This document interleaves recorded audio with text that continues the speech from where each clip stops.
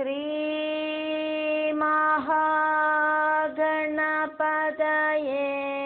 नमः। श्री महादेव्यै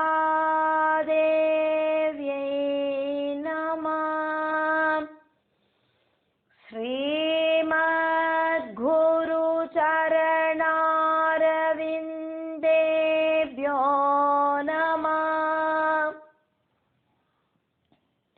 நிஷ்கள பிரம்மஸ்வரூபனான பரமசிவன் சக்தி ஸ்வரூபிணியான ஆதிபராசக்தியோடு கூடி சேர்ந்திருந்தால் மட்டும்தான் இந்த பிரபஞ்சம் அப்படிங்கிறது சலிக்கும். பிரபஞ்சம் ஆக்டிவேட் ஆகும். சிருஷ்டி ஸ்திதி சம்ஹாரம் எல்லாம் நடத்துறதுக்கு பரம்பொருளுக்கு திராணி உண்டாகணுமானா ஆதிபராசக்தியா இருக்கிற தேவியோடு சேர்ந்து நிற்கணும். சக்தி இல்லைனா சிவனுக்கு சலனம் இல்லை. பிரம்மா விஷ்ணு ருத்ரர்கள் எல்லாரும் அம்பாளை பூஜிக்கிறா, நமஸ்காரம் பண்றா. தேவிய நமஸ்காரம் பண்றதுக்கோ ஸ்துதிக்கிறதுக்கோ பூர்வ ஜென்ம சுகிருதம் அப்படிங்கிறது உண்டாகணும். சுகிருதம் செய்யாத ஒருத்தருக்கு தேவி ஸ்தோத்திரங்களை காது கொடுத்து கேட்கறதுக்கு கூடியும் சாத்தியம் இல்லை. ஈஸ்வரனுக்கு அந்த சக்தி உண்டாகிறது ஆதிபராசக்தியினாலியாக்கும். ஈஸ்வரனுக்கு இச்சாசக்தி அப்படிங்கிற ஆசிரியத்துவம் இருக்கிறதுனால சிவத்துவம் பிரகடமாகிறது. பரபிரம்மஸ்வரூபமாயிருக்கிற சிவன் சக்தி ரூபமான ஆதிபராசக்தியோடு கூடிட்டு சேர்ந்தா மட்டும்தான் பிரபஞ்ச சிருஷ்டி ரூபத்துக்கு எல்லாவித சக்தியும் உண்டாகும். சக்தியிலிருந்து வேறிட்டு சிவனுக்கு சலிக்கிறதுக்கு சாத்தியமில்லை. ஆதிபராசக்தியோடு அந்த மகிமைய எடுத்து சொல்றதாக்கும் இந்த தேவி மகாத்மியம் அப்படிங்கிறது. ஸ்ரீதேவி மகாத்மியம் ஆரம்பிக்கிறோம். ஜபேல் சப்தசதீம் சண்டீம் கிருத்வாது கவஜம் புரா யாவல் பூமண்டலம் தத்தே சசைலவனகானனம் தாவதிஷ்டதி மேதின்யாம் சந்ததி புத்ரபௌத்ரிகி தேஹாந்தே பரமம் ஸ்தானம் யத் சுரைரபிதுர்லபம் பிராப்னோதி புருஷோ நித்யம் மகாமாயா பிரசாததா. புரா முதல்ல ஸ்டார்டிங்ல கவஜம் கிருத்வா தேவி கவஜம் ஜபிச்சுட்டு அதுக்கப்புறமா சப்தசதி சண்டி சப்தசதிய ஜபேத் ஜபிச்சானா. அப்படி ஜபிக்கிற பக்தனுக்கு பூமண்டலம் இந்த பூமண்டலத்தை யாவது தத்தே எத்தனை காலம் பரிபாலனம் பண்ணறதுக்கு சாதிக்குமோ அത്രയും காலம் பரிபாலனம் பண்றதுக்கு சாதிக்கும். பிரளயம் வரைக்கு பரிபாலனம் பண்றதுக்கு சாதிக்கும் அப்படின்னு அர்த்தம். இந்த பூமண்டலம் அப்படிங்கிறது சைலம் அப்படின்னா பர்வதங்களும் கானனம் வனகானனம் நிறைய மரங்கள் இருக்கிற வனங்களும் எல்லாம் சேர்ந்ததாக்கும். சைல வனகானனம் பர்வதங்களும் வனங்களும் எல்லாம் சேர்ந்ததாக்கும் இந்த பூமண்டலம். இந்த பிரபஞ்சம் இருக்கிற வரைக்கும் தாவது அത്രയും காலம் மேதின்யாம் இந்த பூமியில அந்த பக்தனோடு சந்ததிகி புத்திர பௌத்ரிகி சந்ததி பரம்பரைகள் பூமி இருக்கிற வரைக்கும் நிலநிற்கும், பிரளயம் வரைக்கும் நிலநிற்கும் அப்படின்னு இந்த ஸ்லோகம். தேவி பக்தனுக்கு தேகாந்தே சரீரம் உபேட்சிக்கிற சமயத்துல பரமம் ஸ்தானம் மோட்சஸ்தானத்தை அந்த தேவி பக்தனோடு ஜீவன் பிராபிக்கிறது. எது அந்த மோட்சபதம் அப்படிங்கிறதாகட்டும் சுரைபி தேவர்களுக்கு கூடியும் துர்லபம் ரொம்ப ரொம்ப சிரமமானதாக்கும். அவளுக்கு சொகுசா இருக்கணும் அப்படிங்கிறது மட்டும்தான் ஆசை. அதனால மோட்சபதம் வேணும் அப்படின்னு தேவர்கள் ஆசைப்படுறதில்லை. அந்த அளவுக்கு சிரேஷ்டமான பரமம் ஸ்தானம், அந்த மோட்சஸ்தானம் புருஷா பிராப்னோதி, அந்த தேவி பக்தன் பிராபிக்கிறார். மகாமாயா பிரசாததா நித்தியம், மகாமாயோட பிரசாதத்தால தேவி பக்தனுக்கு இப்படி அந்த மோட்சபதத்தை பிராபிக்கிறதுக்கு சாத்தியமாகிறது அப்படின்னு தேவி மகாத்மியத்துல அந்த தேவி மகாத்மியத்தோடு இம்பார்ட்டன்ஸ சொல்லிண்டு தேவி பாகவதம், அந்த தேவி பாகவதத்திலேருந்து எடுக்கப்பட்ட அந்த தேவி மகாத்மியத்தை இங்க சொல்லப்படுறது. தேவி மகாத்மியம் அப்படிங்கிறது சப்தசதியாக்கும். சப்தசதி அப்படின்னாக்கா 700 ஸ்லோகங்கள், 700 ஸ்லோகங்கள். தேவி பாகவதத்துல நல்ல டீட்டெயில் ஆயிட்டு தேவியோட சரிதத்தை எக்ஸ்பிளைன் பண்ணி சொல்லப்படுறது. தேவி மகாத்மியத்துல தேவியோட 3 சரிதங்களையாக்கும் முக்கியமா எடுத்து சொல்லப்படுறது. மதுகைடவ நிகிரகத்துக்காயிட்டு தாமச ரூபத்துல அவதரிச்ச தேவி, மகிஷாசுரனை நிகிரகிக்கிறதுக்காயிட்டு சகல தேவர்களோடும் சரீரத்திலேந்து ராஜஸ்வரூபத்துல அவதாரம் பண்ணின தேவி, அதே மாதிரி சும்ப நிசும்பர்களை நிகிரகிக்கிறதுக்காயிட்டு தேவர்களோடு பிரார்த்தனைப்படி ஸ்ரீ பார்வதி தேவியோட சரீரத்திலேந்து அவதாரம் பண்ணின தேவி. இப்படியாக தேவியோட 3 சரிதங்களையாக்கும் இந்த தேவி மகாத்மியத்துல வர்ணிக்கப்படுறது அப்படின்னு சொல்லப்படுறது. ஞாத்வா ப்ராரப்ய குர்வேத ஹ்யகோர்வாணோ வினஸ்யதே ததோ ஞாத்வைவ சம்பன்னம் இதம் பிராரப்யதே புதை. தேவி மகாத்மியத்தோடு அந்த விதிபடி இருக்கிற பாராயண கிரமத்தை தெரிஞ்சு பாராயணம் பண்ணணும். அப்படி எப்படியாக்கும் தேவி மகாத்மியம் சொல்லணும் அப்படின்னு தெரியாம பாராயணம் பண்றவாளுக்கு பலசித்தி உண்டாகாது அப்படின்னு சொல்லப்படுறது. அதனால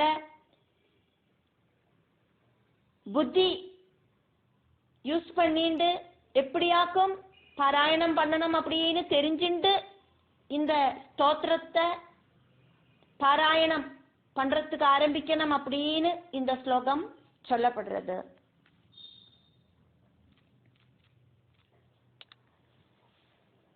கீதி சீக்ரீ சிரக்கம்பே ததாலிகித பாடக அனர்த்தஜ்ஞோல்பகண்டஸ்ச ஷடேதே பாடகாதமா.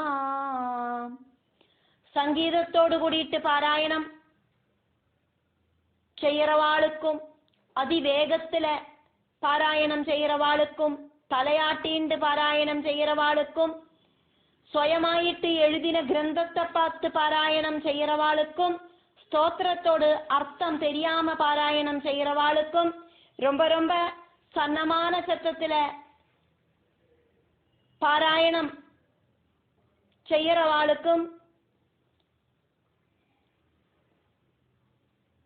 இந்த பாராயணத்தால பலப்பிராப்தி உண்டாகாது அப்படின்னு சொல்லப்படுறது.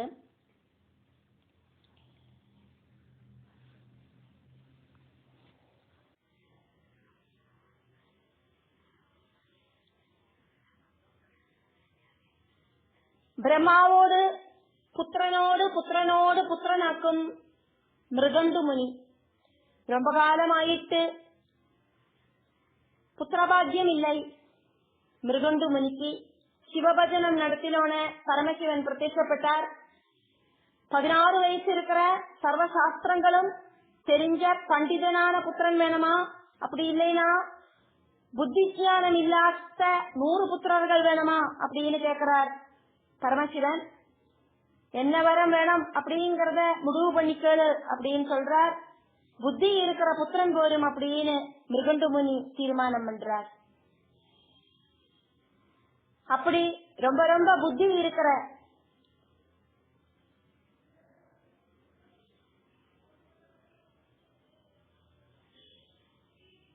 பரமசிவனை பிரத்யட்சப்படுத்தின மார்க்கண்டேய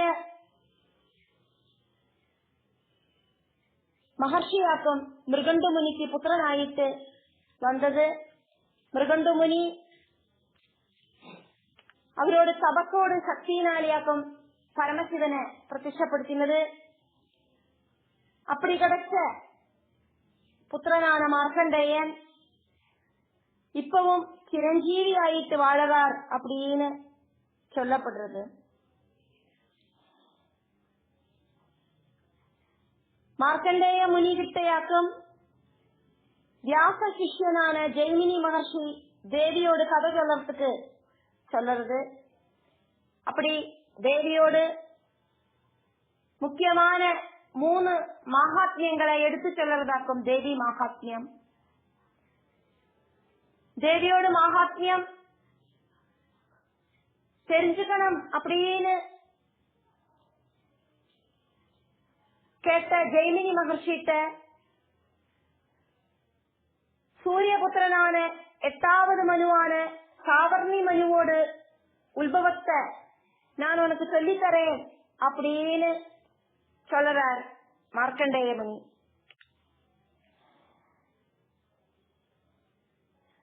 ரொம்ப ரொம்ப சக்சஸ்ஃபுல் ஆயிட்டு வாழ்ந்தவா வழி தேவியோட சக்தியை தெரிஞ்சுக்கிறதுக்கு சாதிக்கும் அப்படின்னு சொல்றார். சர்வவியாபியான தேவி மகாத்மியம், அந்த தேவியோட மகாத்மியம் தெரிஞ்சுக்கணுமானா இதே மாதிரி தேவி பக்தர்களோட கதைகளை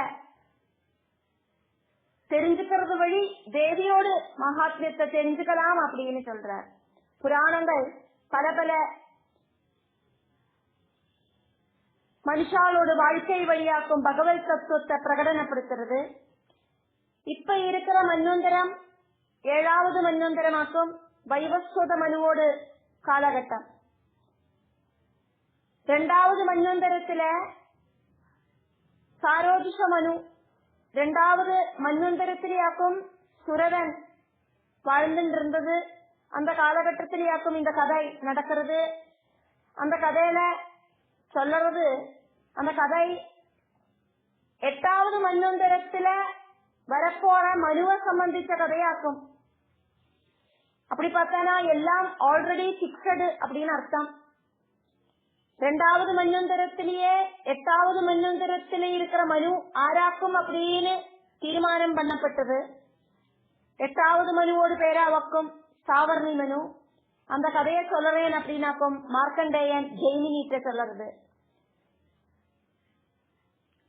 நிமித்த மாத்திரம் பவ சவ்யசாஜின் அப்படின்னு பகவத்கீதையில சொல்லப்படுறது.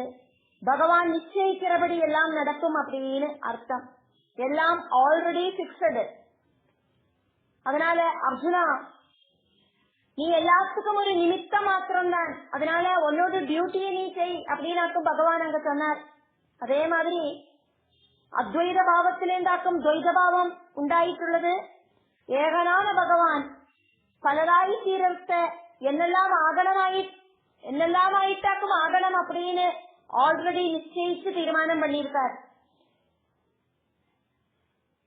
அப்படி பலராயிட்டு என்னெல்லாமாக்கும் ஆகணும் அப்படின்னு பரபிரமம் தீர்மானம் பண்ணியிருக்கார் அப்படிங்கறதையாக்கும் இங்க பாக்குறோம்.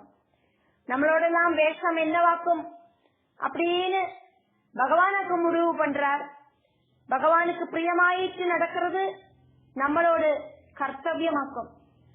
பொம்மலாட்டத்துல சரடு வலிக்கிற மாதிரி, அப்படி பொம்மைகள் நடிக்கிற மாதிரி அந்த சரடு வலிக்கிறது இங்க பகவானுக்கும் பிரபஞ்சம் அப்படிங்கிற பகவானோடு விளையாட்டு பொம்மைகள்.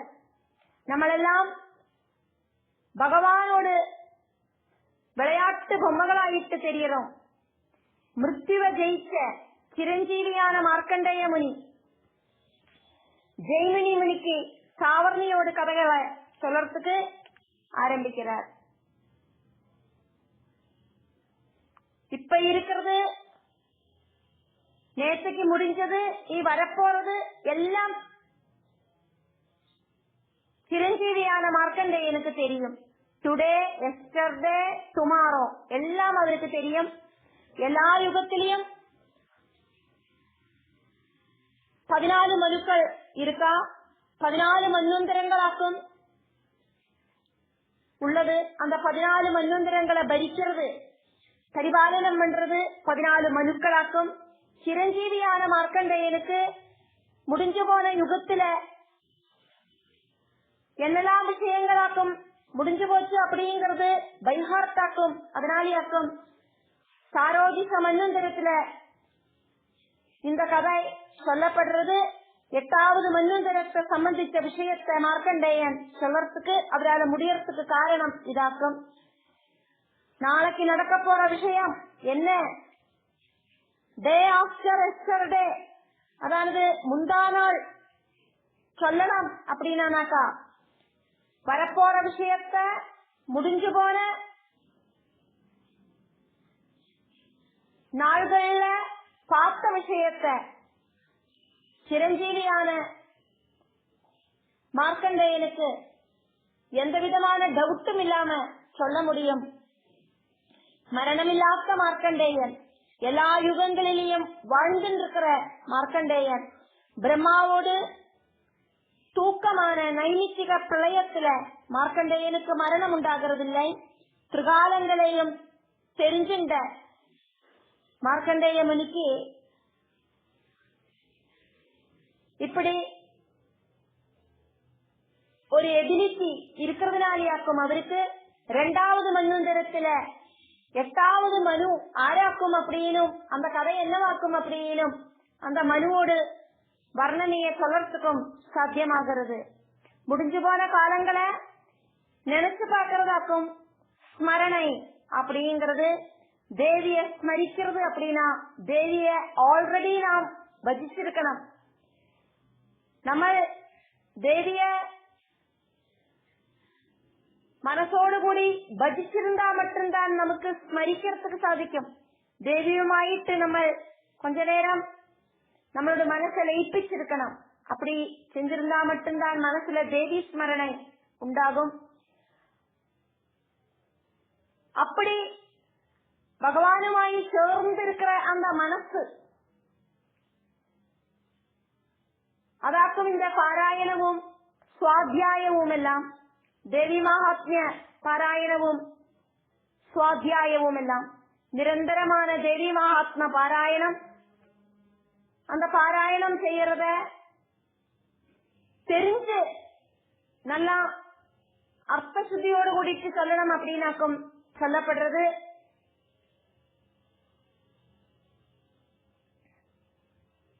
பாராயணம் செய்யறத அது என்னவாக்கும் அப்படின்னு புரிஞ்சுண்டு சொல்லறதாக்கும் சுவாத்தியாயம். தபசு, சுவாத்தியாயம், ஈஸ்வர பிரணிதானம் இப்படி இருக்கிற மூணும் சேர்ந்ததாக்கும் கிரியாயோகம். தபசு அப்படின்னாக்கா ஒரு லட்சியத்துல போய் சேரறதுக்கு வேண்டிட்டு செய்யற விஷயம். தபசு செய்யறது வழி சரீரமும் மனசும் புத்தியும் ஆக்டிவேட் ஆகிறது. சுவாத்தியாயம் அப்படின்னா தபசு செய்யறதுக்கு என்னெல்லாம் ஆக்கும் நம்ம செய்யறோம் அப்படின்னு தெரிஞ்சுட்டு அதை சிந்திச்சு ஒர்க் பண்றது. தபசும் சுவாத்தியாயமும் அனுஷ்டிச்சானா ஈஸ்வரனில தன்னால சரண்டர் ஆகிறதுக்கு சாதிக்கும். அப்படி பகவானில சரண்டர் ஆகிறதாக்கும் ஈஸ்வர பிரணிதானம். தபசு, சுவாத்தியாயம், ஈஸ்வர பிரணிதானம் எல்லாம் சேர்ந்த கிரியாயோகத்துல நம்மளோட வாழ்க்கையில பலவித பிரதிசந்தி கட்டங்கள்ல அந்த சிச்சுவேஷனை தாண்டறதுக்கு நமக்கு சக்தி தரது இந்த தேவியோடு பாத ஸ்மரணையாக்கும் அப்படின்னு தெரிஞ்சுக்கிறோம். தேவியோடு பாத ஸ்மரணை ஒன்னுனால மட்டும்தான் நம்மளுடைய எல்லா விதமான துக்கங்களையும் தீர்க்க முடியும் அப்படிங்கறதையும் தேவி மகாத்மியம் வழி நம்ம தெரிஞ்சுக்கிறோம்.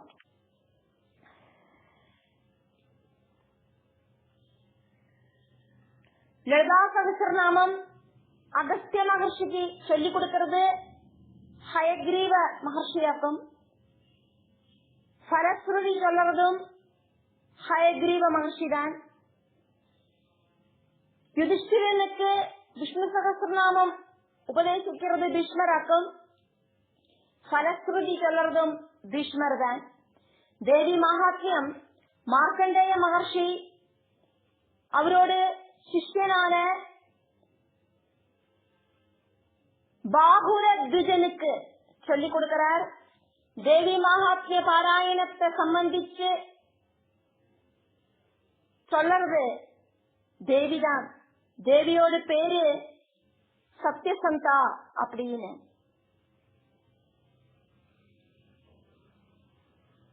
தேவியோட மகிமை அப்படிங்கிறது வர்ணிக்கிறதாக்கும் தேவி மகாத்மியம். மார்க்கண்டேயன் சாவர்ணி அப்படிங்கிற மனு 8வது மனு ஆயிட்டு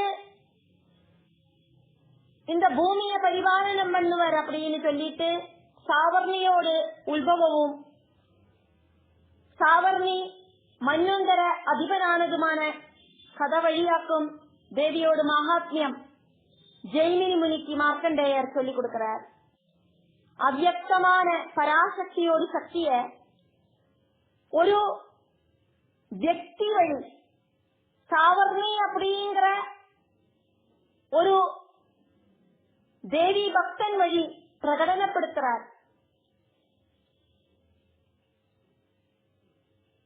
அவ்யக்தமான விஷயத்தை தெரிஞ்சுக்கணுமானா அது வியக்தமான ஒரு விஷயம் வழிதான் தெரிஞ்சுக்க முடியும். ஃபார் எக்ஸாம்பிளுக்கு கரண்ட் இருக்கிறது தெரியணுமானா ஒன்னு பல்பு போடணும், மிக்சி ஓட்டணும், ஃபேன் ஓட்டணும். இப்படி பொருள்கள் வழிதான் அந்த கரண்ட் அப்படிங்கிற சக்தியை நம்ம தெரிஞ்சுக்க முடியும். கரண்ட் அப்படிங்கிறது வியக்தமல்லாத சக்தி. அந்த வியக்தமல்லாத சக்தியை தெரிஞ்சுக்கணுமானா வியக்தமான பொருள் வழியா தெரிஞ்சுக்கிறோம். பல்பு, ஃபேன், மிக்சி, கிரைண்டர் இப்படின்னு. சூரியபுத்திரன் சாவர்ணி சொஷ்டாவோடு புத்திரியான சத்னையில சூரியனுக்கு ஜனிச்ச 2 புத்திரர்கள்.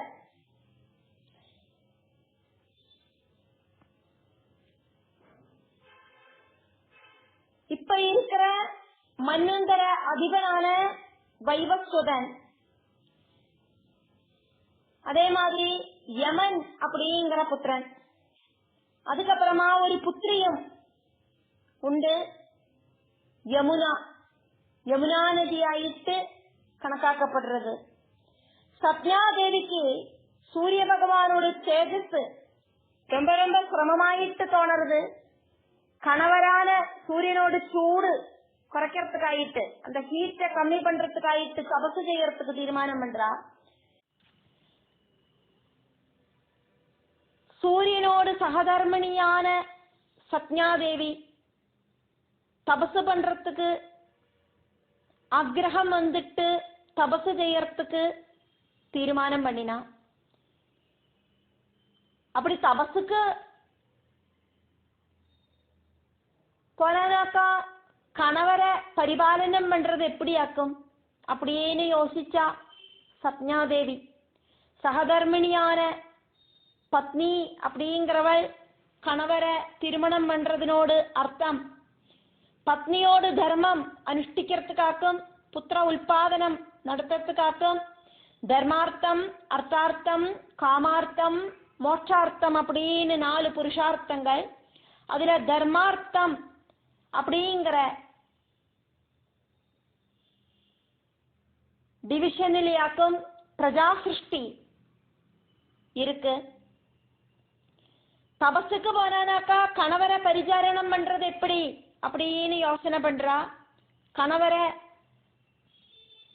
பரிச்சரணம் பண்ணாதக்கு தபசுக்கு போறதுல சத்யாதேவியோட மனசுக்கு விருப்பம் இல்லை.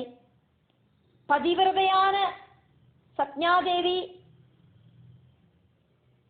ஆசைப்பட்ட விஷயம் சாதிச்சுக்கிறதுக்காக முயற்சி பண்ணினா. சத்யாதேவி தன்னோடு நிழலிலேந்து சாயையிலேந்து சத்யாதேவிய மாதிரியே இருக்கிற ஒரு ஸ்திரீய சிருஷ்டிச்சா. சத்யாதேவிய மாதிரியே ரூப சாதிருஷ்யம் இருக்கிற அந்த பெண்மணிக்கு சவர்ணா அப்படிங்கிற பேரை கொடுத்தா. சவர்ணைய சூரிய பகவான சுசுரூஷை பண்றதுக்கு ஏற்பாடாக்கிட்டு சத்யாதேவி தபசுக்கு கிளம்பி போனா.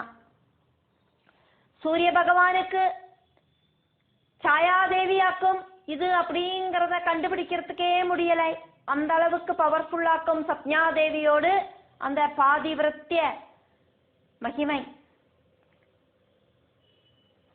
அதி தீவிரமான பாதிவிரத்திய நிஷ்டை சத்யாதேவிக்கு இருந்ததினாலேயாக்கும் சூரிய பகவானுக்கு தன்னை இப்போ சுசுரூஷை பண்றது சத்யாதேவி கிடையாது சாயாதேவியாக்கும் அப்படிங்கறத தெரிஞ்சுக்க முடியாம போனதுக்கு காரணம்.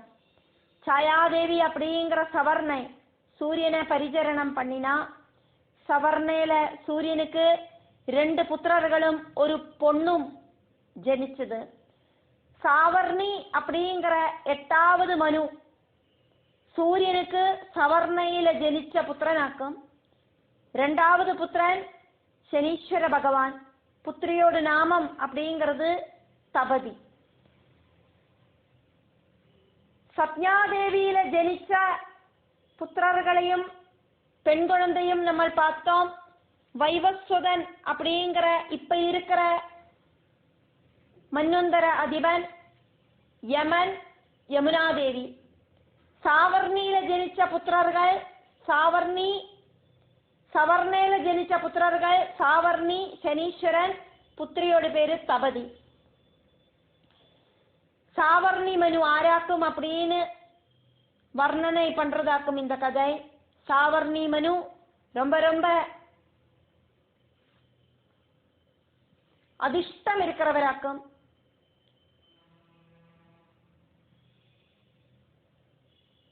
எழுபத்தி 71 சதுர்யுகங்களுக்கு மேல பூமி பரிபாலனம் பண்ணினவராக்கும் அவரு. இதுக்கு முன்னால இருந்த யுகங்களில அதே சாவர்ணி மனுவோடு மன்வந்தரம் 8வது யுகத்துல வரும் அப்படின்னாக்கும் 8வது மன்வந்தரத்துல வரும் அப்படின்னாக்கும் இங்க கதை சொல்லப்படுறது.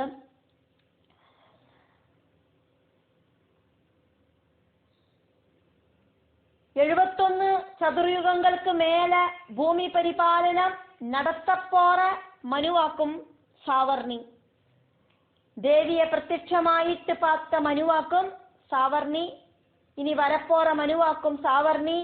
கிருத யுகம், திரேதாயுகம், துவாபர யுகம், கலியுகம், இப்படி இந்த 4 யுகங்கள் சேர்ந்த சதுர்யுகம். அப்படி 72 யுகங்களுக்கு பக்கத்துல അത്രയും കാലഘട്ടം ഭൂമി പരിപാലനം ചെഞ്ച മനുവാക്കും സാവർണി, ചെയ്യപ്പോറ മനുവാക്കും സാവർണി. മാർക്കണ്ഡേയ മുനി ஆல்ரெடி சாவர்ணி மனுவோடு அந்த மன்வந்தரத்துல இருந்தார். அதனாலேயாக்கும் 2வது மன்வந்தரத்துல 8வது மன்வந்தர அதிபனோட கதைய மார்க்கண்டேய முனி வர்ணிக்கிறது. மனுவாக்கும்னாலும் பிரஜாபதியாக்கும்னாலும் சப்தர்ஷிகளாக்கும்னாலும் பிரம்மாவோடு பதவியில இருக்கிறவராக்கும்னாலும் அதெல்லாம் அவளுக்கு கிடைச்சிருக்கு அப்படின்னா புண்ணிய பல காரணமாக்கும், ஈஸ்வர அனுகிரகத்தாலேயாக்கும். அதனாலேயே சாவர்ணி மனு மகாபாக்யவானாக்கும் அப்படின்னு சொல்லப்படுறது.